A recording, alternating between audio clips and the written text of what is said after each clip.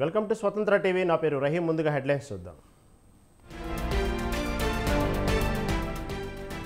EVM విధ్వంసం కేసులో A1గా MLA Pinnelli, విదేశాలకు పారిపోకుండా లుకౌట్ నోటీసులు జారీ.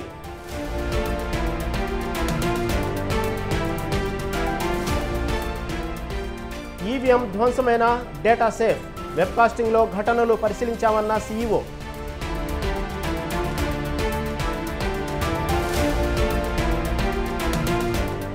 ఏపీలో కొత్తగా వచ్చే ప్రభుత్వంలో సత్సంబంధాలు కొనసాగిస్తాం. తెలంగాణలో కాంగ్రెస్ పాలనపై ప్రజలు సంతోషంగా ఉన్నారన్న సీఎం.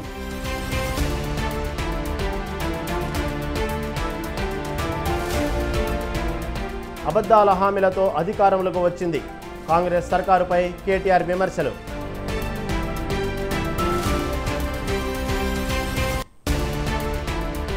సన్నబడ్లకే బోనస్ ఇస్తామనడం విడ్డూరం.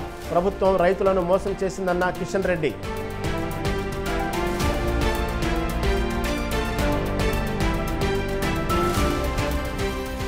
ఏసీపీ ఉమామహేశ్వరరావుకు రిమాండ్, 14 రోజులు రిమాండ్ విధించిన ఏసీబీ కోర్టు.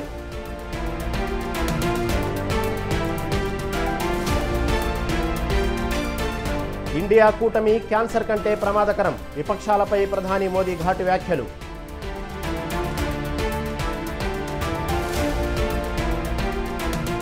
లాభాల్లో ముగిసిన స్టాక్ మార్కెట్లు. సెన్సెక్స్ 267, నిఫ్టీ 68 పాయింట్ల లాభం.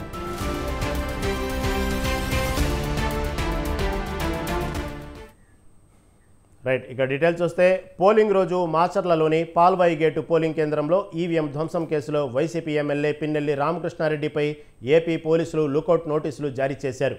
విదేశాలకు పారిపోయేందుకు ప్రయత్నిస్తున్నారని నోటీసులు ఇచ్చారు. ఈ ఘటనలో ఇప్పటికే ఆయనను A1గా FIRలో చేర్చారు. మాచర్ల నియోజకవర్గంలోని రెంటచింతలలో ఏర్పాటు చేసిన పోలింగ్ స్టేషన్లో ఈవీఎంను ధ్వంసం చేశారు స్థానిక ఎమ్మెల్యే పిన్నెల్లి రామకృష్ణారెడ్డి. ఈ దృశ్యాలు వెబ్క్యామ్లలో స్పష్టంగా రికార్డయ్యాయి. దీంతో రాష్ట్ర ప్రధాన ఎన్నికల అధికారి ముఖేష్ కుమార్ మీనా సీరియస్ అయ్యారు. విదేశాలకు పారిపోకుండా లుకౌట్ నోటీసులు జారీ చేశారు. అన్ని ఎయిర్పోర్టులను అప్రమత్తం చేసిన ఏపీ పోలీసులు పిన్నెల్లి డ్రైవర్, అనుచరులను అరెస్టు చేశారు.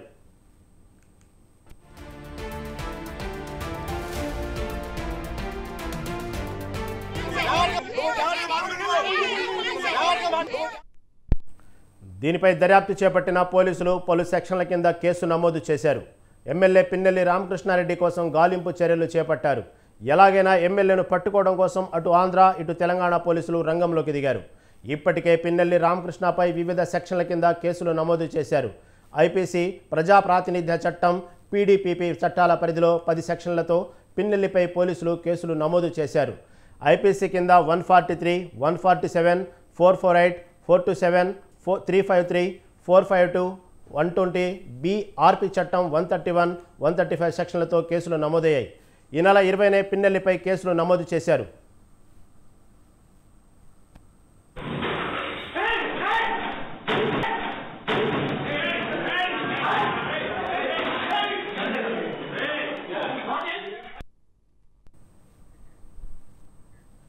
పోలింగ్ రోజున ఏపీలో మొత్తం 9 చోట్ల ఈవీఎంలు ధ్వంసమయ్యాయని, మాచర్లలో 7 ఘటనలు చోటు చేసుకున్నట్లు CEO ముఖేష్ కుమార్ మీనా తెలిపారు. ఈవీఎంలను ధ్వంసం చేసిన ఘటనలన్నీ వెబ్కాస్టింగ్ ద్వారా పరిశీలించామని తెలిపారు. ఈవీఎం ధ్వంసం చేసిన డేటా భద్రంగా ఉందని, దీంతో కొత్త ఈవీఎంలతో పోలింగ్ కొనసాగించాలని చెప్పారు. ఈవీఎం ధ్వంసం ఘటనలో తామేమీ దాచిపెట్టలేదని, ఘటన జరిగిన మరుసటి రోజే ఆధారాలను పోలీసులకు అప్పగించామని స్పష్టం చేశారు. 10 సెక్షన్ల కింద పిన్నెల్లిపై కేసులు పెట్టారని చెప్పారు. మాచర్లలో మేము 100% వెబ్ కాస్టింగ్ పెట్టడం జరిగింది. బికాజ్ అక్కడ ముందు నుంచి కొన్ని అల్లరి ఏదో జరుగుతాయి. సో ఈ అన్ని పోలింగ్ స్టేషన్స్ ఎక్కడెక్కడ ఈ రికార్డ్ చేసిన తర్వాత స్పెషల్ ఎలక్షన్ కమిషన్ చూస్తుంది ఒకటి. సో ఫస్ట్ ఇష్యూకి వస్తే రోజు బెల్ ఇంజనీర్ వచ్చి ఇవన్నీ పోలింగ్ స్టేషన్లో చూసేసి అక్కడ డేటా భద్రంగా ఉంది, సెక్యూర్ ఉంది కాబట్టి అక్కడ పోలింగ్ కంటిన్యూ చేయడం జరిగింది కొత్త మెషిన్స్ పెట్టిన తర్వాత. సెకండ్ ఇష్యూ అక్కడ ఎవరు వచ్చి గొడవ చేశారో వాళ్ళ మీద యాక్షన్ కోసం నెక్స్ట్ డే ఇట్ సెల్ఫ్ ఎంత మన దగ్గర ఉన్న వెబ్ కాస్టింగ్ ని ఇన్వెస్టిగేషన్ కోసం పోలీస్ కి హ్యాండ్ ఓవర్ చేయడం జరిగింది. దీని తర్వాత ఇన్వెస్టిగేషన్ స్టార్ట్ చేయడం జరిగింది. నౌ ఈ మధ్యలో సిట్ వచ్చింది. ఆ సిట్ వచ్చిన తర్వాత సిట్ కి కూడా అన్ని నివేదికలు వాళ్ళు ఇచ్చారు. సబ్ ఇన్స్పెక్టర్ రెంట్ చింతాల ఆయన కోర్టులో memo the mister P Ramakrishna Reddy, he has been mentioned as accused number 1 తర్వాత 10 సెక్షన్స్ కింద, అంటే దాంట్లో సెక్షన్స్ కూడా మార్చేసి ఇనిషియల్గా ఫస్ట్ రోజు ఫైల్ చేసినప్పుడు అన్నోన్ పర్సన్స్ మీద ఫైల్ చేయడం జరిగింది. దీని తర్వాత ఈ వీడియో అన్ని చూసిన తర్వాత 20th కోర్టులో ప్రొడ్యూస్ చేసిన మెమోలో 10 సెక్షన్స్ కింద 10 సెక్షన్స్ ఇంక్లూడ్ చేసేసి మెమో ఫైల్ చేయడం జరిగింది. తర్వాత రామకృష్ణారెడ్డిని కూడా అక్యూజ్ నెంబర్ 1గా దాంట్లో ఇంక్లూడ్ చేయడం జరిగింది. Apart from filing this memo 2 days back file memo చేసిన తర్వాత ఆయన అరెస్ట్ చేయడం కోసం ప్రయత్నాలు స్టార్ట్ అయినాయి. నిన్న రాత్రి ఈసీ మళ్ళీ ఇప్పుడు దాకా ఎందుకు చేయలేదు, చాలా సీరియస్గా దీన్ని తీసుకొని you should arrest him immediately orders కూడా ఇవ్వడం జరిగింది. Morning and if has involve whether FIR has been filed against or not, and if FIR file arrest చేశారు లేదా. సో ఎఫ్ఐఆర్ ఆల్రెడీ అంటే మెమో ద్వారా ఆయన పేరు ఆల్రెడీ ఇంక్లూడ్ చేయడం జరిగింది. అరెస్ట్ కోసం నిన్నటి నుంచి ప్రయత్నాలు జరుగుతున్నాయి. పోలీస్ ద్వారా ఇచ్చిన ఇన్ఫర్మేషన్ ప్రకారం మార్నింగ్ వాళ్ళ హౌస్కి కూడా రేట్ చేయడం. ఏపీలో కౌంటింగ్ రోజు హింసకు చెక్ పెట్టేలా పోలీసులు యాక్షన్ ప్లాన్ సిద్ధం చేశారు. ఇప్పటికే పోలింగ్ రోజు, ఆ తర్వాత హింసాకాండ చోటు చేసుకోవడంతో మరింత అప్రమత్తంగా వ్యవహరిస్తున్నారు.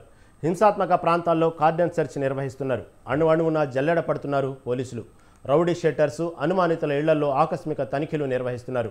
కౌంటింగ్కు 13 రోజులే మిగిలి ఉండటంతో కఠిన చర్యలు తీసుకుంటున్నారు. అనుమానితులపై గట్టి నిఘా పెట్టారు. కాగితాలు మీ దగ్గర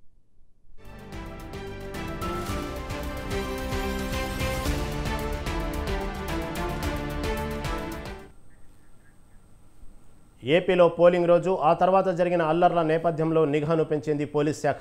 కౌంటింగ్ వరకు పోలీసులు కార్డన్ సెర్చ్ కొనసాగనుంది.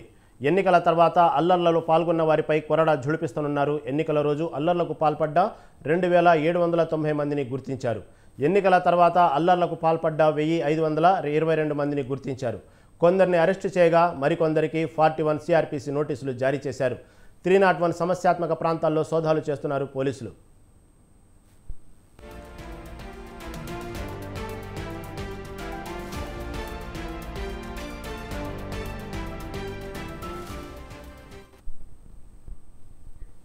ఏపీ సీఎం జగన్పై మాజీ కేంద్ర మంత్రి చింతామోహన్ సంచలన వ్యాఖ్యలు చేశారు. డబ్బులు వైసీపీ నేతలు పంచితే ఓట్లు కూటమికి పడ్డాయన్నారు. రాష్ట్రాన్ని భ్రష్టు పట్టించి విదేశాలకు వెళ్లిన జగన్ ఇక ఏపీకి తిరిగి రారని జోస్యం చెప్పారు. పోస్టల్ బ్యాలెట్లో 99% ఓట్లు కూటమికే పడ్డాయని అన్నారు. తిరుపతి జిల్లా 7 సెగ్మెంట్లలో ఒక్కో ఓటుకు 4000 రూపాయలు పంచిపెట్టారని ఆరోపించారు. సార్వత్రిక ఎన్నికలను ఈసీ సజావుగా నిర్వహించలేదని విమర్శించారు. మోదీ అధికారంలోకి వచ్చే ప్రసక్తి లేదని తేల్చి చెప్పారు.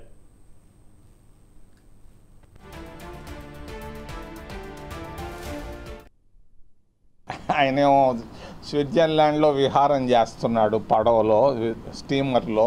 అబ్బో భలే బాగుంటుంది స్టీమరు. దాంట్లో హాయిగా ప్రయాణం చేస్తున్నాడు. రాష్ట్రాన్ని బ్రష్ బట్టి ఇచ్చేశాడు. ఏమైపోయింది రాష్ట్రం?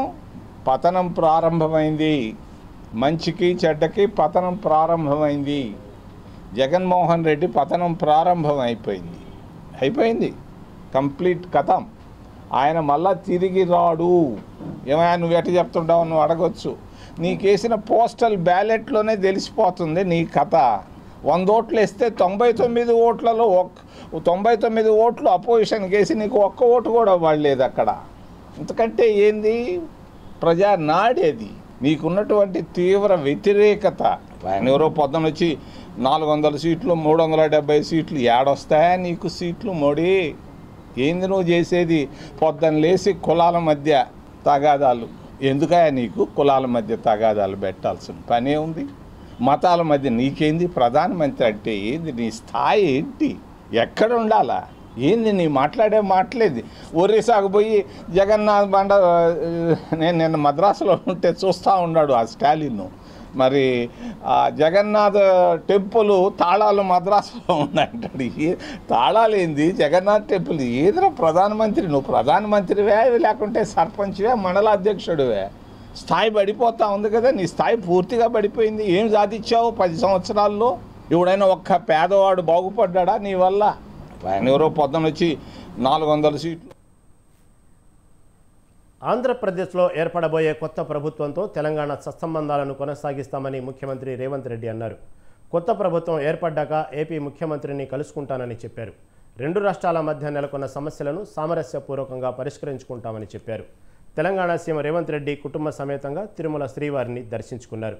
ముఖ్యమంత్రిగా బాధ్యతలు చేపట్టిన నాటి నుంచి తిరుమల శ్రీవారిని దర్శించుకోవడానికి ప్రయత్నించినా కుదరలేదని చెప్పారు. 2 రాష్ట్రాల్లో ఎన్నికల హడావుడి ముగియటంతో స్వామిని దర్శించుకున్నట్లు తెలిపారు. కాంగ్రెస్ పాలనలో తెలంగాణ రాష్ట్ర రైతులు సంతోషంగా ఉన్నారని ముఖ్యమంత్రి రేవంత్ రెడ్డి అన్నారు.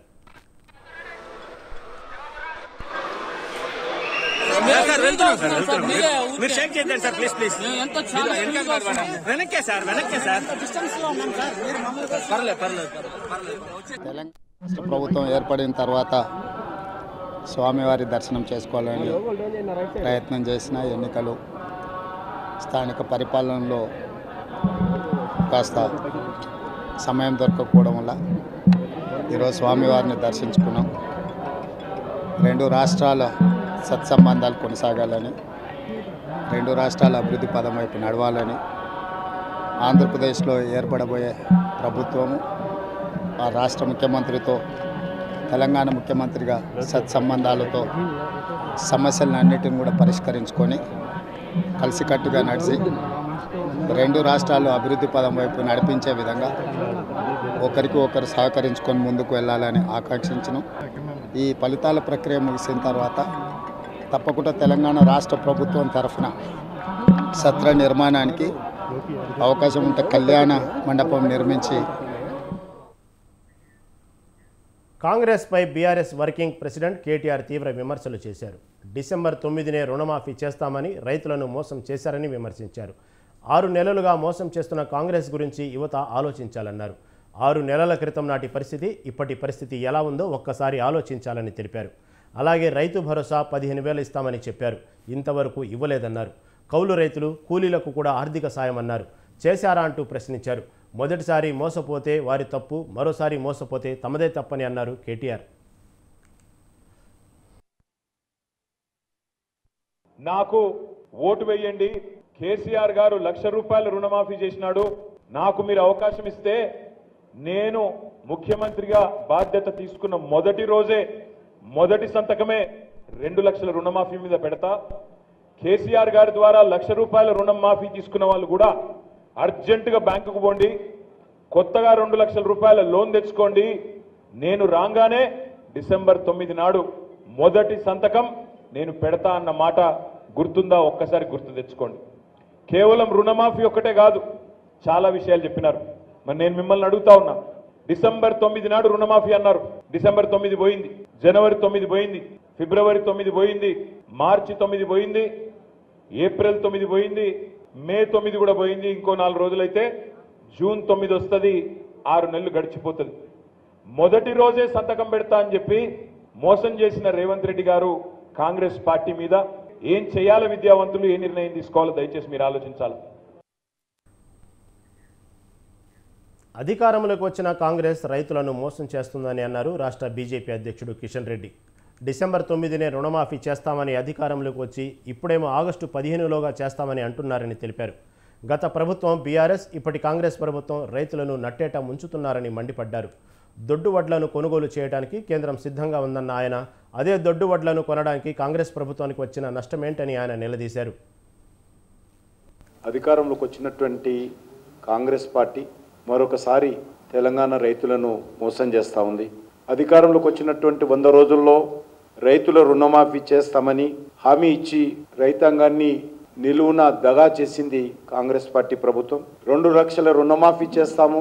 ఈరోజు రుణమాఫీ గురించి మరి అనేక రకాలుగా ఓట్లు పెట్టి మోసం చేస్తూ ఉన్నారు. కౌలు రైతులకు ఎకరానికి రైతు బంధు ప్రత్యామ్నాయంగా 15,000 ఇస్తాము, వరి పంటకు క్వింటాలకు 500 బోనస్ ఇస్తాము.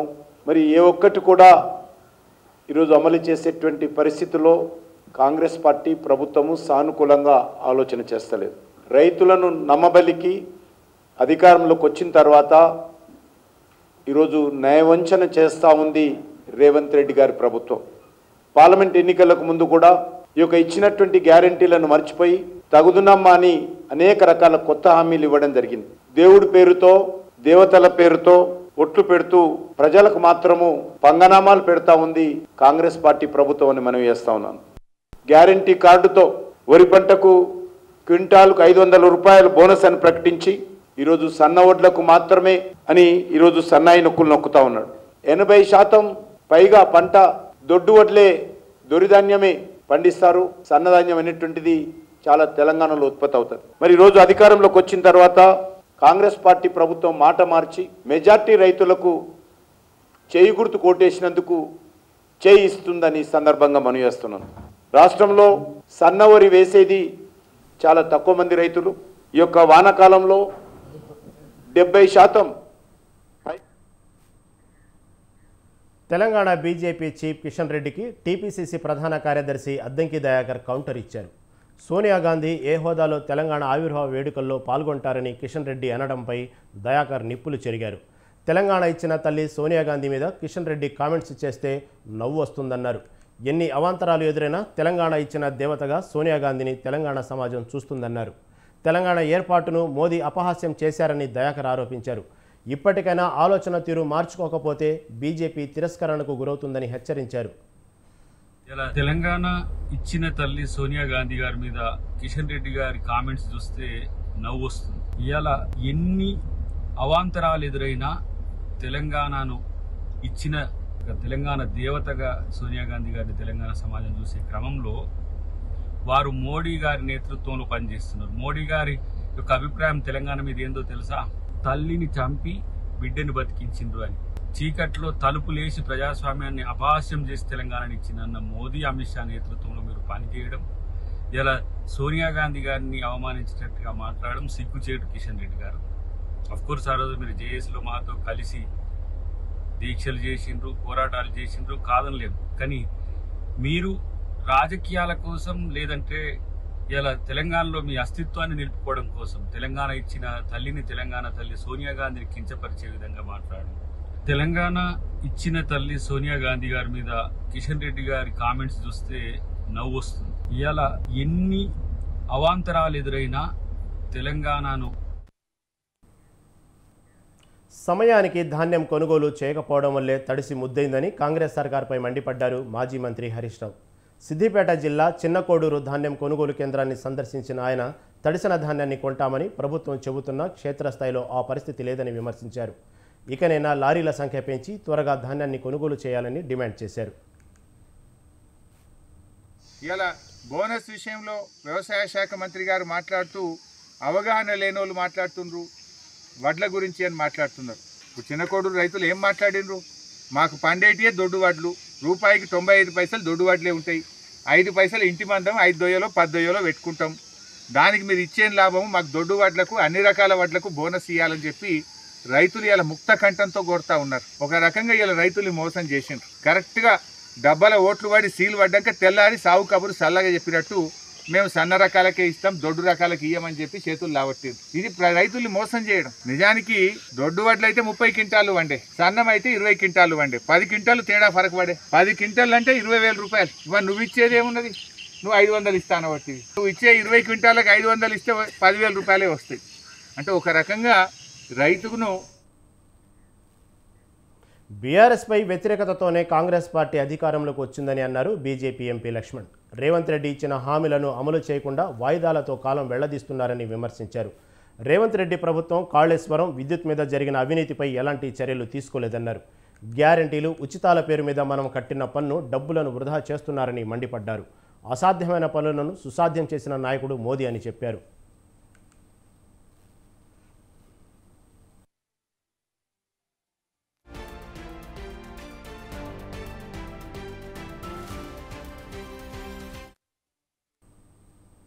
కాంగ్రెస్ అమలు కాని హామీలు ఇచ్చిందని విమర్శించారు బీజేపీ నేత ఈటెల రాజేందర్. ప్రస్తుతం రాష్ట్రంలో బీఆర్ఎస్కు మనుగడ లేదన్నారు.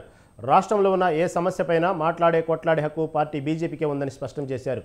ఈ నెల 27న జరిగే ఖమ్మం, నల్గొండ, వరంగల్ పట్టభద్రుల ఎమ్మెల్సీ ఎన్నికల్లో బీజేపీ అభ్యర్థి గుజ్జల ప్రేమచంద్ర రెడ్డికి మొదటి ప్రాధాన్యత ఓటు వేసి గెలిపించాలని ఈటెల రాజేందర్ కోరారు. 40 ఏళ్లుగా సిద్ధాంతాన్ని నమ్ముకుని ఎత్తిన జెండా దింపని గుజ్జల ప్రేమేందర్ రెడ్డిని ఎమ్మెల్సీ బరిలో నిలపాలని ఈటెల రాజేందర్ తెలిపారు. ఆ ప్రేమేందర్ రెడ్డి గారిని భారతీయ జనతా పార్టీ అభ్యర్థిగా ఇవాళ బలపరి పట్టభద్రుల ఓటర్లంతా కూడా మాకు విజ్ఞప్తి చేస్తున్నారు. వాళ్ళు చెప్తున్న మాట ఏంటంటే, అయ్యా గత ప్రభుత్వాలు మోసం చేసినాయి, మళ్ళీ ఈ ప్రభుత్వం కూడా అరచేతిలో బెల్లం పెట్టి మోచేదాకా నాకిచ్చిండ్రు, ఒక్క హామీ కూడా అమలు కావట్లేదు. మేము భారతీయ జనతా పార్టీకే ఓటు వేస్తాం, కానీ భారతీయ జనతా పార్టీ మా సమస్యల పరిష్కారంలో మాతో ఉండాలని చెప్పి వాళ్ళు కోరుతున్నారు. ఏది ఏమైనప్పటికీ కూడా ఈ అబద్ధాల ప్రచారాలు, ఈ సోషల్ మీడియాలో చేసేటువంటి ఈ దందా, తర్వాత డబ్బులతో తెలంగాణ ఆర్టీసీ పేరులో మార్పు చేసింది. ఇప్పటి వరకు టీఎస్ఆర్టీసీగా కొనసాగగా ప్రస్తుతం టీజీఎస్ఆర్టీసీగా మార్చింది. ఇటీవల ప్రభుత్వం టీఎస్ స్థానంలో టీజీగా మార్పులు చేస్తూ ఉత్తర్వులు జారీ చేసింది. ప్రభుత్వ కార్యాలయాల్లో ఇక నుంచి నివేదికలు, ప్రభుత్వ ఉత్తర్వులు, లెటర్ హెడ్లపై టీఎస్కి బదులుగా టీజీగా పేర్కొనాలని ఆదేశించింది.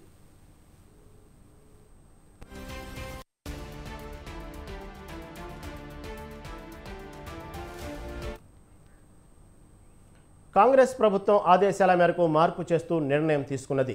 గతంలో అన్ని ప్రభుత్వ కార్యాలయాల బోర్డులు ప్రభుత్వ పరంగా టీఎస్గా రాశారు.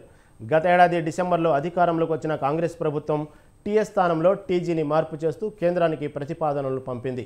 కేంద్రం అనుమతులు జారీ చేయడంతో తొలుత మార్చిలో వాహనాల రిజిస్ట్రేషన్లకు సంబంధించి టీఎస్ తొలగించి టీజీగా మార్చింది. ఇటీవల ప్రభుత్వ కార్యాలయాల్లోనూ మార్పులు చేయగా తాజాగా ఆర్టీసీ సైతం టీజీఎస్నుగా ఆర్టీసీగా మార్పులు చేసింది. సంస్థ ఎండీ సజ్జనార్ సైతం సోషల్ మీడియా వేదికగా స్పందించారు.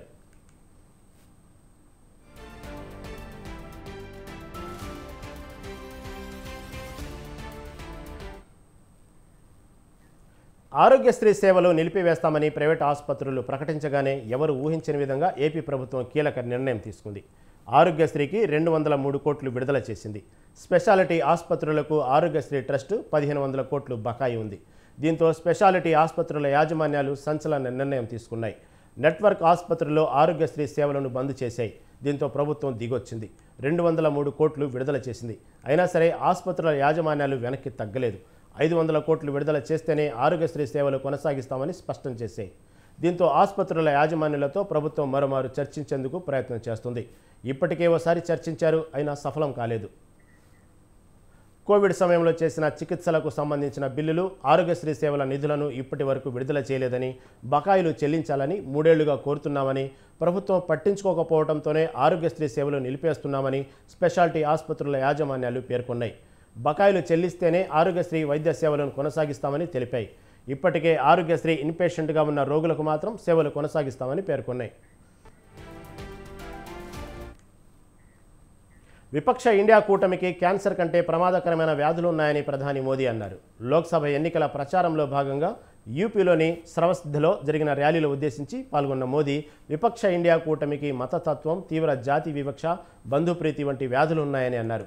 క్యాన్సర్ కంటే ప్రమాదకరమైన ఈ వ్యాధులు వ్యాప్తి చెందితే దేశమంతటా వ్యాప్తి చెంది నాశనం చేస్తాయని హెచ్చరించారు.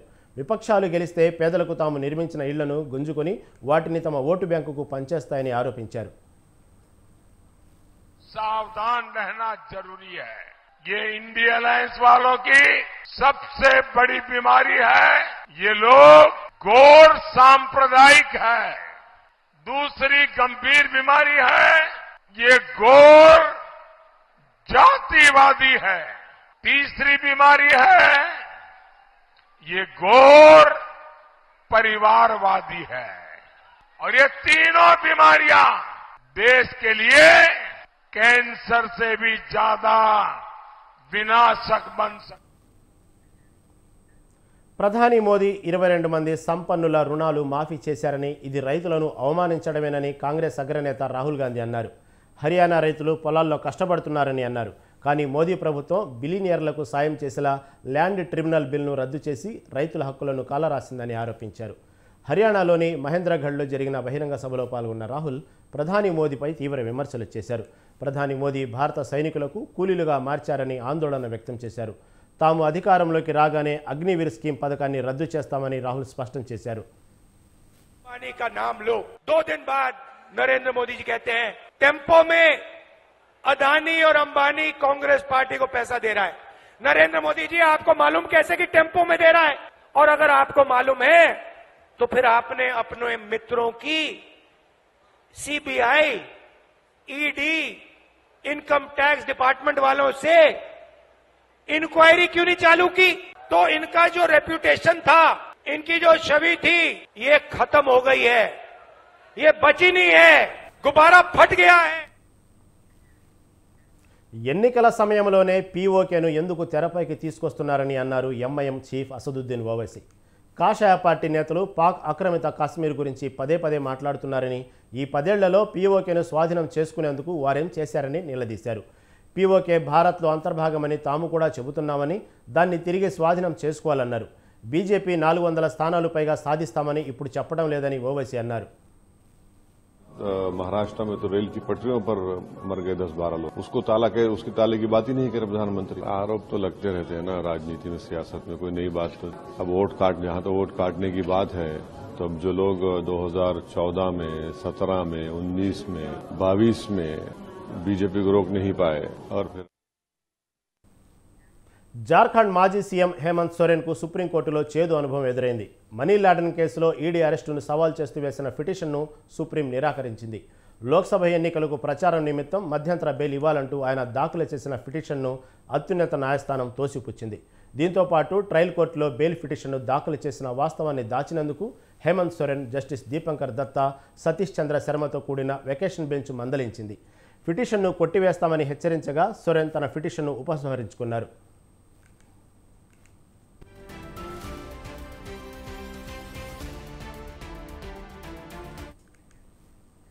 పశ్చిమ బెంగాల్లో 2010 తర్వాత జారీ చేసిన అన్ని ఓబీసీ సర్టిఫికెట్లను కలకత్తా హైకోర్టు రద్దు చేసింది. 2010 తర్వాత జారీ చేసిన ఓబీసీ సర్టిఫికెట్లన్నీ 1993 చట్టాన్ని ఉల్లంఘించి జారీ చేశారని హైకోర్టు ధర్మాసనం పేర్కొంది. ఇప్పటికే ఉద్యోగాలు, పథకాల లబ్ధి పొందిన వారిపై ఎలాంటి ప్రభావం చూపవద్దని స్పష్టం చేసింది. कोलकाता हाईकोर्ट ने इस इंडी अलायंस को एक बहुत बड़ा तमाचा मारा है. कोर्ट ने 2010 के बाद से जारी सारे ओबीसी सर्टिफिकेट कैंसिल कर दिया है. क्यों? ये इसलिए किया गया क्योंकि पश्चिम बंगाल की सरकार ने मुसलमानों का वोट बैंक. ఇవి ఇప్పటివరకున్న అప్డేట్స్. మరిన్ని అప్డేట్స్ కోసం చూస్తూనే ఉండండి స్వతంత్ర టీవీ.